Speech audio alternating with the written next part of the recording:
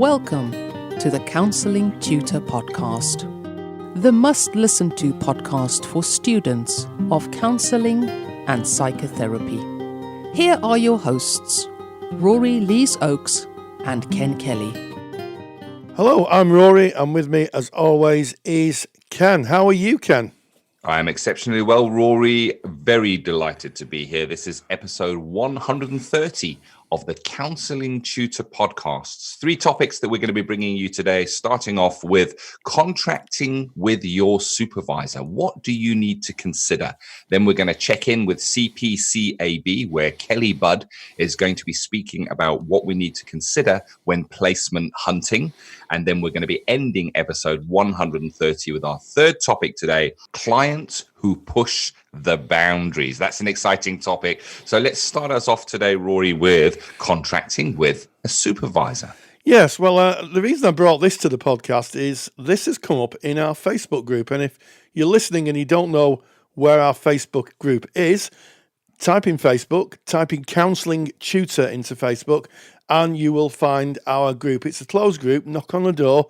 We'll let you in, and there you can join the party of thousands of student counsellors, qualified counsellors, supervisors, tutors, and those interested in the world of counselling and psychotherapy. And they bring up such fab topics for the podcast. And one of the topics that came up was a supervisor who'd changed the fee structure of their supervision sessions without telling the supervisee. And the question came up, can that happen? And is that good practice? And what is a contract around supervision? So, I'm really clear on this. A contract with anything that you have to pay money to. So if you're contracting maybe to have, a room painted, or you're contracting to buy anything, it is what is called in English law an intent to create legal relations. In other words, you have put a contract in and you're saying, I'm going to give my time for 1.5 hours for, say, £50. And then the other person reads that and says, well, when I go and see Rory for supervision, that's £50 for 1.5 hours. And that is what is exchanged, money for time, or money for expertise, if you like. And you cannot change a contract arbitrarily. You cannot just all of a sudden say, well, it was £50 last month, but now it's £70. Because with a contract that involves money, it is termed in UK law an intent to create legal relations. And I think that it's also something around the whole of a student's journey should be about good practice. From the moment they go into the college or their training provider, when they go to see their supervisor or their placement in the practice time of training, everything should point to good, clean practice. And I think changing fees arbitrarily without any kind of consultation isn't good practice, quite frankly, Ken. Changing anything in a contract without consultation, as you say, not good practice at all. And I hear what you're saying. And supervision is an interesting one. You're speaking about the student journey there, Rory, but of course that supervision journey continues right through your practice as a therapist, as a psychotherapist, for the rest of your career. Until your last client hour, you're going to be in supervision.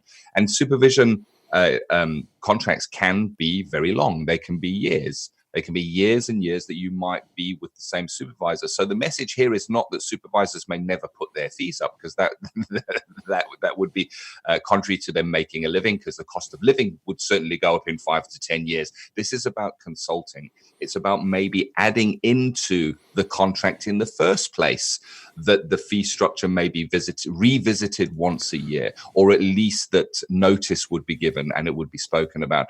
And I guess it questions for me the rest of the contract. If you're thinking supervision, it's really important that you look through the contract that you have with a supervisor and fully understand it, and take into consideration things like, what happens when the supervisor goes away? Now, a supervisor is a person that also needs rest, also needs self-care, also needs breaks away.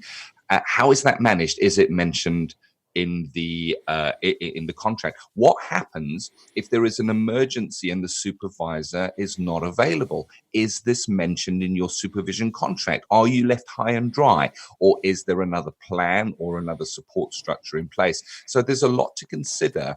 It's about finding a supervisor, yes. It's about finding the right supervisor, somebody who resonates with you. But it's also, I guess, that paperwork, it's worth reading through it, because the contract, as you quite rightly put out quite often, Rory, it's about planning for the best. But within the contract, you actually plan for what you might do if that best doesn't come out. You've got a better way of saying it. You say it much more succinctly than I do. Yes, it's hoping for the best and planning for the worst, and and I think a lot of people who may start in counselling may very well have worked in services where they may be in a helping profession. I've taught a lot of people who've been doctors, police officers, people who've worked in professions where they've had very, very clear contracts and policies and procedures. And, I get lots of letters in the mailbag where people have said, I find it incredible that when we move into what we think is a profession, occasionally people fall short in terms of contracts and policies and procedures. And I think even if you're an independent person, you should have clear contracts and a clear policy and procedures if things go wrong. Definitely. I think contracts is a very big topic. We certainly cover this topic in depth in our paid for service, the Counselling Study Resource. We've got full lectures and a lot of documentation on contracting. And I think none of us came in, well, I can't speak for everyone, actually. Let me not generalize here, Rory. I certainly didn't come into counselling to do paperwork and read over contracts. It could not be further away from what drew me in. And quite honestly, when I've got the paperwork or the contract that is being given to me, I don't want to read it. When I'm signing up to something online, I don't want to read through all that kind of stuff. I just want to tick the I agree bit because I like the product or service and just get on with it. But we really need to be considerate as counsellors, as psychotherapists, because of the weight that we carry, the kind of presentations that are coming in. We're often dealing with very, very sensitive material. And if it should go wrong, it can be devastating within people's lives. And reading over the contracts and understanding whether that be a contract with your supervisor, a contract that you may be given to give your clients within a placement or a place of work, or even a contract that you put together for your clients if you're in private practice, they really, really are important documents. We've got some good friends at Private Practice Paperwork that kind of that they are counsellors, and this is what they specialize in. And we have tempted them in to come and do a podcast in a future episode. We don't have a date yet, but we'll certainly be looking at that because we do believe it's really important, and it's maybe not everyone's strength reading through those contracts. Yes, and to be fair to people, I suppose that when people train to be supervisors, contract law isn't something that usually is in supervision courses. Although I have to say, my supervision course, contracting was covered in great depth because, as the trainer quite rightly pointed out, the contract is a cornerstone of the relationship, whether be you a therapist or be you a supervisor. It's a cornerstone of it. It's consistency. It is transparency. It's all the things that point to good practice in our profession. So, what I would say is, have a look. If you're a supervisor, have a look at your contracts. How clear is it? I know I review mine from time to time, and sometimes I find myself thinking, maybe I'll just put that in because that just clears that little point up that could be a bit kind of not clear. It's all about clarity, Ken. Indeed, a living document, as they say, something to be revisited often as the ethical framework is revisited. We should be revisiting our paperwork, I guess, across the board as counsellors, psychotherapists, making sure that it meets legislation and that it meets the best interests of our client. A really good topic there. And of course, continue that discussion. As Rory said, that came up on our Facebook group. Get into that group, tens of thousands of people having the talks all about counselling and psychotherapy. Go and add your comments or suggest what you'd like to hear on on the Counselling Tutor Podcast. And we ask all the time, and we get so much feedback from you, and including in our next section, we're going to be doing our a check-in with CPCAB, and the questions for that also are raised by you on that Facebook page. And today, I believe, Rory, that we're going to be speaking about the topic of placement hunting, and you had a chat with Kelly Budd from CPCAB on that very topic. Yes, we had a chat with our good friend and colleague Kelly Budd, and she gave us some really interesting insights into placement hunting and what constitutes a placement in terms of having it correct in terms of where the awarding body sits. So really not to be missed. It's essential listening, really, Ken. Let's check in with CPCAB. Check in with CPCAB. And we welcome back Kelly. How are you, Kelly? I'm really good, Rory. Thank you. How are you? I'm really, really okay, and I'm super excited about this topic because it's something that comes up virtually for everybody who does a level 4 and beyond counselling course, and it's placement hunting. Yeah, it's one of the big ones, isn't it? Essentially, it's such a core part of the kind of level 4 and upwards that, it completely absorbs some students' lives trying to make sure they get the right placement. Absolutely. So what do we mean by a placement? What does that actually mean? Well, essentially for something like a level 4 diploma, it means that a student needs to find a connection within a local agency, somewhere where counselling kind of operates on a regular basis, in order to spend time doing client hours. So to sit as a counsellor with real clients and begin to kind of experience what it's like to be a counsellor for real. Yeah. So it's theory into practice, isn't it? You take absolutely. all you've learned in class, and then you're working, to all intents and purposes, a student level as a counsellor. Because I used to say to my students, your client will be saying, I am seeing my counsellor. So to your client, they will be seeing a counsellor effectively. So why don't centres just I'm laughing at this because I know the answer to this question. Why don't centres just kind of set their own counselling departments up and just save learners the hassle of having to do some searching? Yeah, it's a question I used to get asked quite a lot as a tutor, and I think it comes probably from a place for students of realising that finding their own placement is very difficult and it's really competitive. And so I think the default is to turn to the tutor and say, well, why can't you just either hand me a placement in a local agency? Why haven't you got these ready for me? Or why can't my training provider also just be an agency I can work in? And I guess there's many different reasons. Doing a counselling placement within your training provider is just too close in terms of dual relationships. But also there's so much value in being able to hunt for and gain your own placement. The autonomy that's involved in being able to choose an agency that really is right for you. It's a rare opportunity to kind of go through that process. It is, and I always say that, if you're going to find a placement, you really need to find a placement that links into your values and something that you're really interested in. It's no good just having a placement, any placement, because there's no investment in that.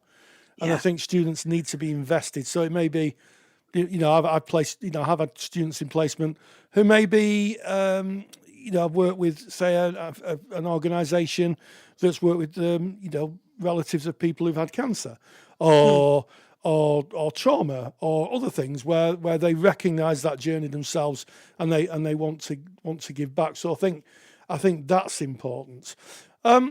So what is the approach for a placement hunt? Do you get a net and a spiky stick? How do people bag a placement, Kelly? Well, I think what you've just said is really key as your starting point. What are you interested in as a student, as an individual? What particular kind of client group are you interested in working in? What's your area of interest? And start your search in terms of kind of an internet search or a kind of networking search there. So really start at the kind of end of, this is my perfect sort of environment. Look at what's available. And then, just as you would with any sort of relationship, try to make a connection, make contact. sometimes students used to say, well, I've got a blanket letter that I'm just going to send out to everybody I can find in Google. And I'm just going to tell them, I'm a student, I want a placement. And I say, well, that won't make the provider feel like you're interested in them. Yes. That it's very, very obvious. I used to get it all the time working in a counselling agency. It's really obvious when you receive a letter that's been photocopied 100 times and sent out to every agency entitled, "Dear Sir or Madam, I'd like a placement." Yes, and that usually gets filed in the round filing cabinet or Absolutely. filing cabinet Z. Yeah, so the lesson to take away from that, I guess, is you need to show interest and investment in the organisation. So, words and phrases such as I have an interest in working with, survivors of abuse, or I have an interest in working with people who are refugees, and these are the reasons. Because I think what people forget is effectively you're applying for a job, aren't you? Yeah, absolutely. Treat it like a job application. You need to show that person you want that particular job, and you need to explain what you will bring to that role in a way that really sells yourself as an individual. You might be a very, very new practicing counselling student, but you've got an awful lot that you'll have learned up to that point that actually is going to be very valuable as long as you can express that to a placement. Tell them why they want you. Yeah. And one of the selling points, so pads and pens out here if it's safe to do so, is not when you're driving, is the fact you're on the arc of your learning. You're at the cutting edge of your learning. You're right at the coalface of learning, and that's including all the new research, any new stuff. And I don't think there's anything better than having someone who's new, because they're going to be really keen. They're going to be right at the arc of their training. And in fact, when I interviewed Professor Tim Bond last year, it was interesting that he said the same thing. He said, he said that students are very, very valuable, because they're right at the arc of their learning. So you need to sell yourself. What kind of interviews? What's the interview process for placements? This is something that also takes people by surprise. You might have to go through a really rigorous interview process. So it's not just you send a letter off, they come back and say, absolutely, come join this next week. Sometimes students will have one-to-one interviews like you might do for a job. It might be an informal chat to get to know you. I've had some students go to full-day interviews with panels and goldfish bowls and having to kind of do a presentation of themselves. Even had one student that went to a group interview day, and like on X Factor, at the lunch point, they did a cull and they cut half the people that were there, sent them home, and said the other half of you are going on to the next phase. Yeah. Basically, any possible kind of version of an interview that you can imagine might come up for you as a student. So ask that question when you apply. What is your interview process? How can I prepare? Yeah. Because you want to know going in that you're going to have everything that you need to kind of to present yourself in the best way.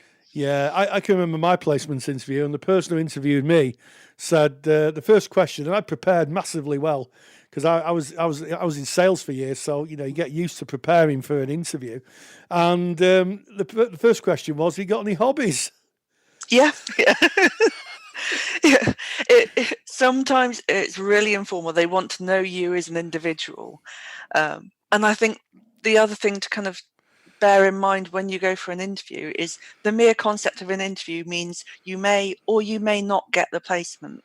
And that's going to need to be okay for you. You will get turned down by some places. Learn from it, ask for feedback, take the feedback on board, don't get too upset, and don't take it as a rejection. Step forward from there and go into the next interview, the next process, better for it. Yeah, and that's the thing. And certainly if you've not been for an interview for a long time, that may be difficult. But by getting that valuable feedback, then you've got something to look at and develop, and maybe work with your tutor or speak with your peers to help you kind of have another go and get back and re-engaged. Yeah. So when it comes to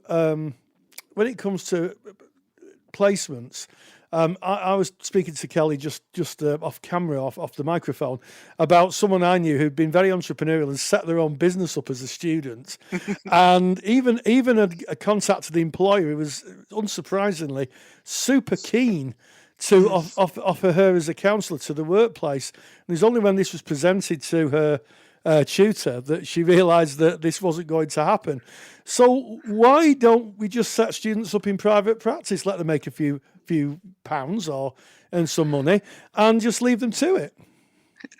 I think it's some of the ideas that students will come up with are absolutely amazing. I'm just massively inspired by them sometimes. But I think particularly when the kind of counterbalance of students can be extremely competent and really valuable is that you are still new in the counselling world and you will need support around you. And at the very least, you need somebody else working there that's doing what you're going to be doing. So it needs to be an agency with policies, procedures, and a decent support network, because you need to learn from them. And if you're the only person solely sat in a room on your own just advertising for clients, you won't know whether you're doing really well. You won't be able to learn what it's like to work in a counselling agency. And potentially you could go very wrong very quickly and you wouldn't know. Yes. So much as it would be very, very easy to do and probably quite valuable to the world as a whole in terms of saying, I'll offer my services for free, make sure that you've got the support around you so you're doing it properly. Yeah, so some of the pitfalls can include not being able to assess, because assessing clients, it was noticeable that when I was a student, I got generally the worried well. People are just making a few life decisions that they needed a little bit of support with. When I was qualified and I'd done a bit more training, I got more heavy-duty clients who'd had very difficult histories in childhood, very complex presentations. And, if you're a private practitioner, as I am, people like can walk through the door. They can walk through the door in a private environment, and you need to have the underpinning and the understanding to be able to work with that. And it's, even for experienced therapists, you can get out of your depth, and that could be disastrous. Yeah, your agency will help you work within the limits of your proficiency, and that is so important when you're starting out, because going beyond that is very, very dangerous for you, for the client, and you need to make sure that they're protected and you're protected. Yeah, and protection is just the biggest thing in our profession, making sure that everybody works safely, to protect themselves as a therapist and the clients. And of course, there's legislation, there's policies, there's a huge amount. It's not just a seat and a clock and some tissues. There's a huge amount that you sit on as a therapist. So no, the idea that you can do it yourself is not a good idea at all. And the other final observations on placement hunting, Kelly? I guess kind of as much as possible, enjoy the process. It's going to be a really interesting time of your life. You're going to be researching different agencies, looking at how different services operate. So learn from the hunt itself. Don't just kind of aim for the end goal of, I need to get my 100 hours or whatever it's going to be. So I need to just find any old thing and just kind of make it fit. Really do make sure that you do your research well, you find the right placement for you. And if it doesn't work out, talk to your training provider, get support, and make changes, and make sure that you get the most out of it. It really is the most valuable part of your training. So in a brief summary, it's a living process, one that should be enriching, one that should be a learning experience, fundamental to the other learning that you're doing in your course, and one of which you should be confident and protected when doing. Absolutely. Well, Kelly, lovely speaking to you, and as always, thank you very much. Thank you, Rory. Cheers. Check-in with CPCAB is proudly sponsored by CPCAB, the only awarding body run by counsellors for counsellors. To learn more about CPCAB qualifications and to get more detailed information on today's podcast topic, visit cpcab.co.uk. Well, yeah, I mean, what more can you say? I think just hearing that information is just so useful, and I think I think you can't underestimate what a good placement. We've covered this in the podcast before, but you can't underestimate what a good placement and how a good placement experience will really give you what we call professional formation, build the foundations of your practice going forward. So we're very, very grateful to Kelly for that, kind of vital information. Is indeed. It's an evergreen topic, comes up again and again. And for me, I often think of it as you consider long and hard where you might go and study, because you're paying your money to go and study, picking the right learning institution, the college, the university where you go and study to become a counsellor. And part of your learning journey is your placement. It is so important, because that's the practical application, and the same kind of thought patterns should go into where you get your placement. It's great to get a placement. It's important to get a placement, but I like to always say it's more important to get the right placement that's going to fit you. And I know, Rory, you put a lot of work into a lecture on placements. Again, this is in our paid for section called a counselling study resource. You can find that just by going to counsellingtutor.com. The homepage, you'll see all about the CSR, or the counselling study resource, if you are a student and you did a placement workshop, which is well worth having a look at that. So let's leave those placements behind and moving on. And we're speaking about something again that comes up again and again. And this is when clients push those boundaries. There's many ways they can do it, Rory, but you've got a specific incident you want to share with us here. Yes, well, I mean, I've through the years, I've had colleagues who've kind of spoken to me and said, what do you think I should do about this? And I think that as therapists, we have to be really clear and, dare I say, firm on our boundaries. And we talked at the beginning of the podcast about contracts. Having a good contract is essential when you're a therapist, and making sure that when you have the contract, the client knows exactly when and how they can contact you. Now, if you're a placement therapist, if you're working as a student, maybe in an organisation, that's quite simple, because you wouldn't be giving your personal details to a client, although they may look you up on Facebook or try and find out about you, which is why you should really be thinking about your what they call social profile, making sure that you're not easily contactable outside of your practice. But it's not really a problem that comes up too much. However, for someone who's practicing privately, maybe practicing on their own, this can be a real difficulty. And I've heard of people being contacted on the phone, or between sessions, or, I've heard, and I don't want to alarm people or scare people, but I have heard of clients who've stalked their therapist long after they have finished the engagement of therapy, maybe phoning up. So this is, it's kind of a hot topic. I was in a training the other week with a colleague, and she was telling me about people who phone up with fetishes and that type of thing. So how do you set those boundaries? Well, I'm going to call it out and say, effectively, you have the right to look after yourself as a therapist. Absolutely. And as a therapist, you shouldn't have unwanted attention. So the first position when you're thinking of looking after yourself is the contract. Have a well-written contract.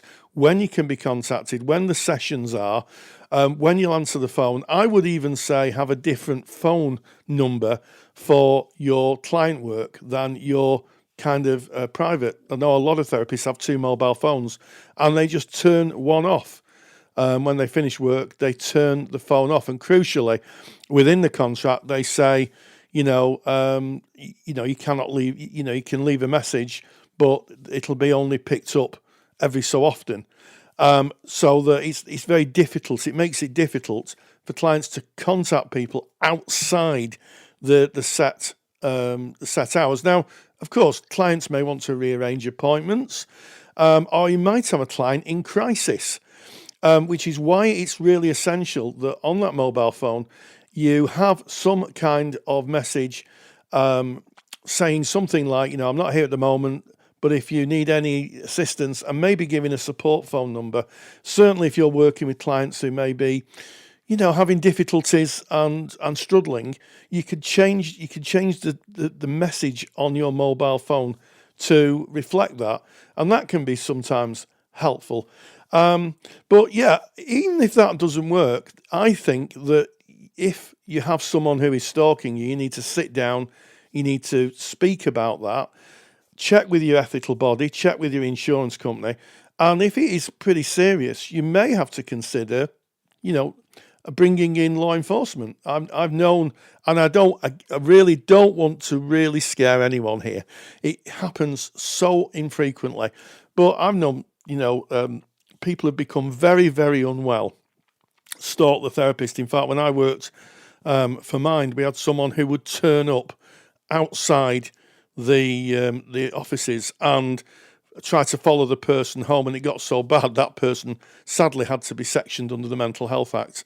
And with treatment and support, that person actually was okay eventually.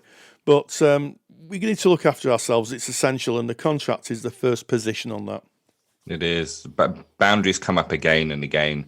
And as you quite rightly say, Rory, it's about laying out your stall, saying what is on offer and what is not on offer beforehand, so that the client understands. Because it's completely understandable to me that if a client is in a position of crisis and it's 3 o'clock in the morning, that they would grab their phone and phone their therapist. I'm in crisis. This is the person that is here for me. If they haven't been told that is not appropriate and that you are not a blue light service, which is an emergency service. We can't be an emergency service. We don't have the resources as an individual counsellor. We don't have the training as an individual counsellor.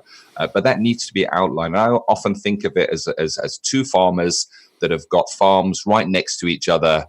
You've got farmer A and farmer B, but they don't have any fences or anything that separates the two farms.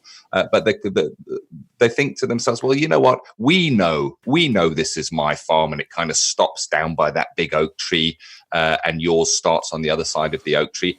And then you put the cows on the grass, and the cows are just going to go wherever they feel like going. They're just going to walk because there are no boundaries. There's no fence to say to the cow, you got to stay on this side over here. So that's kind of a pictorial way that I use to remember boundaries. It's like a fence that gets put in place.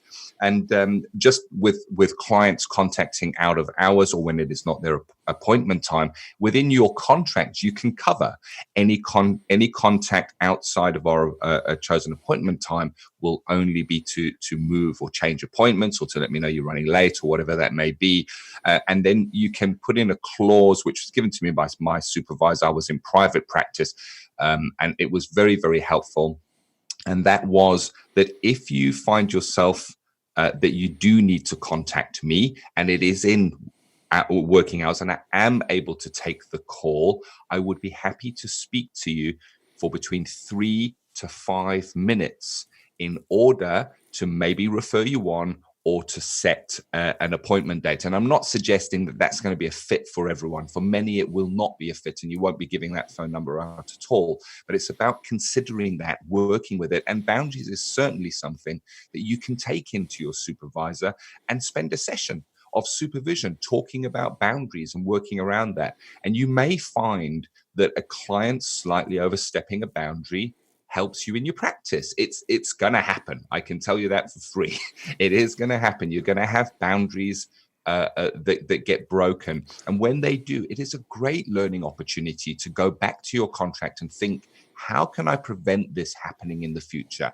I'm not being clear. I don't believe unless as you mentioned, Rory, in the case of the stalking, and maybe the person is not well and they've got issues. I think that often overstepping of boundaries is the responsibility of the counsellor.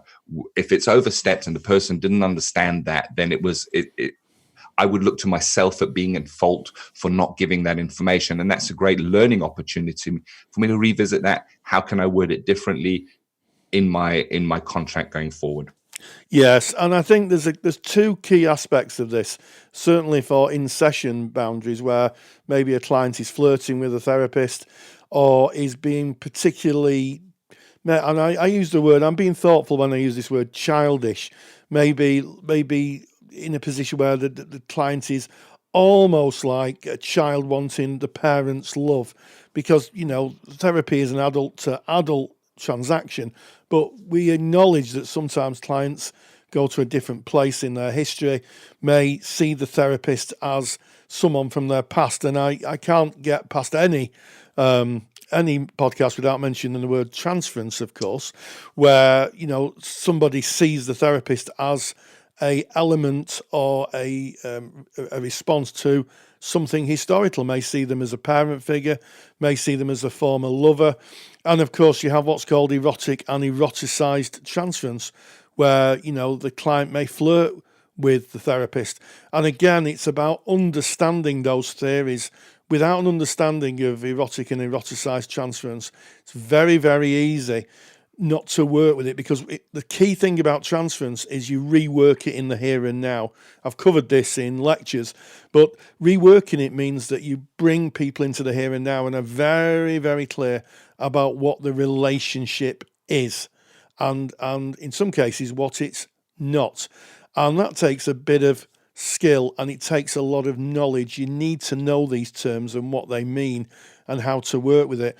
And also attachment. For clients who've had very, very poor attachment, and disorganized attachment is a classic attachment style where someone may over-attach to you and become your new best friend within seconds of meeting you.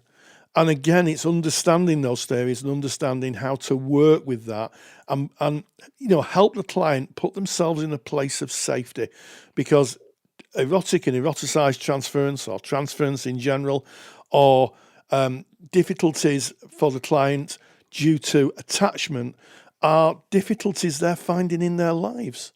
This will be something that's replicated outside the therapy room. So I think as qualified colleagues, a good handle on those theories, and as Ken quite rightly alluded to, make sure that you work with that in supervision. And sometimes clients can be trying. Let's be honest about that. But we're there in their service, so we need to do everything we can to try and help that relationship form and flourish in a healthy way. Yeah, there's so much on boundaries that comes up again and again. I just need to say doorknob comments, and many counsellors' heads will lift up and go, "Oh yes, I know all about that." And that's when a client will kind of drop an emotional or a bombshell, as it were, of new material that has maybe not been seen before, just as you're 3 minutes towards the end of the session. What do you do? Do I extend it for this client? Well, this is where those boundaries come in, and how do I handle that? And as you were speaking, Rory, and you're speaking about attachment, eroticized attachment, and all the different aspects that make up who we are as therapists, what we need to consider as therapists, it just reinforces for me again and again and again the importance of continuing professional development. It's not about going to college and university and learning and getting your degree and going out and saying, right now I'm a therapist. There is so much more. It's ongoing learning. It is lifelong learning. And I know, Rory, you are a lifelong student of counselling. It's interesting. I look at you as kind of the professor in the archetype professor, but you see yourself as the student with the cap on, non-stop learning. Whenever I speak to Rory, he's always studying. And the beauty of what Rory does is he takes that knowledge and puts it into lectures, and all of those lectures are available in our paid for service. So if you want more support along your journey as a student or a qualified counsellor, check out counsellingtutor.com. On our first page, it tells you all about that. We have many lectures on these kind of topics. What an episode, Rory. Absolutely. It's been a great episode. We started off with contracting, good practice, and also a little touch on the legalities of contracts. Then we checked in with our good friend Kelly Budd, who talked about placement hunting and how placements link with awarding bodies. And then we finished off with boundaries. And of course, with boundaries, we have a super duper handout. If you go to episode 126 of the Counselling Tutor Podcast, 130 of the Counselling Tutor Podcast, you will find that on our homepage, counsellingtutor.com. Just go to the podcast tab, podcast 130, and download that super duper handout talking about boundaries. It's a fab episode. And as always, stay grounded and stay safe. Take the stress out of your counselling studies and get the support of Rory and I by joining us in the Counselling Study Resource. Counselling Study Resource, or CSR for short, is the world's most comprehensive assignment guidance and study support resource for students just like you of counselling and psychotherapy. See how Counselling Study Resource can help you. Visit counsellingtutor.com. That's counsellingtutor.com. Thank you for listening to the Counselling Tutor Podcast. Find the show notes for this episode on our website at www.counsellingtutor.com.